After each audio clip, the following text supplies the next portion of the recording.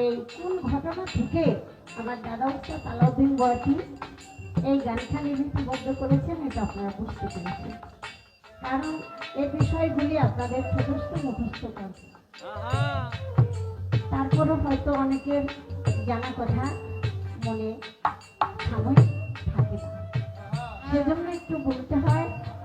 আমার দয়াল নবী যেদিন হিজরত করতে রওনা সেদিন আমার দয়াল নবী কাবা ঘরে সাথে ছিলেন হযরত মাওলানা আলী কারিমুল্লাহ ওয়াজহু আলাইহিস সালাম।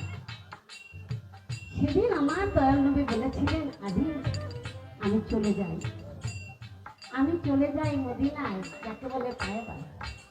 আমি সেখানে চলে যাব, তোমার সাথে দেখা হবে আমার 3 দিন, তুমি থাকো। দয়াল নবীর গায়ের চাদর খানা মাওলানা আলী কারিমুল্লাহ ওয়াজহু আলাইহিস সালামের গায়ে ঢেকে দিলেন। আলী তুমি থাকো, আমি চলে যাই। তুমি এই জন্য থাকবে কারণ আমার কাছে কিছু এতিম মিসকিনের মাল ধন গচ্ছিত আছে। তোমাকে যদি আমি সাথে নিয়ে যাই তাহলে সবাই বলবে যে এতিমের মাল সম্পদ সে চোর খেতাব দিবে।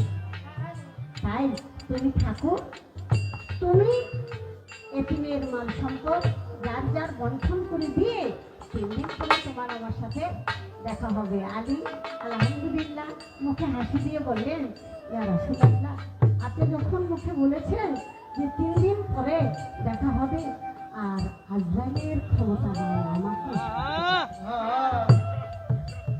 আমার দয়াল নবী বলেছেন 3 দিন পরে তার সাথে আমার সাক্ষাৎ। এটাই তো গুরু আর ভক্তের প্রেম।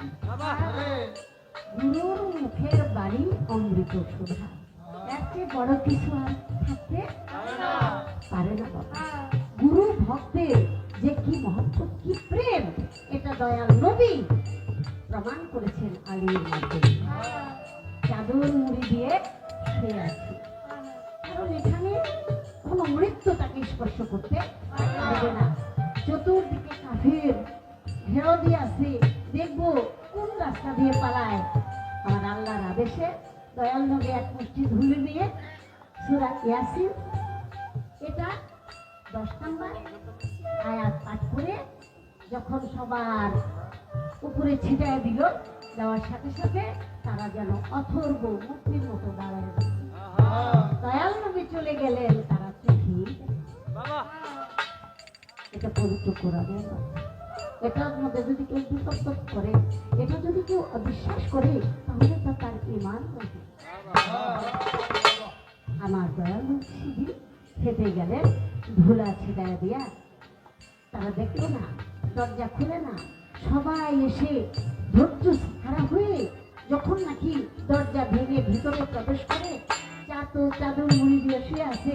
একজনে বলে কেটে ফেলবো, আরেকজনে বলে থামো না।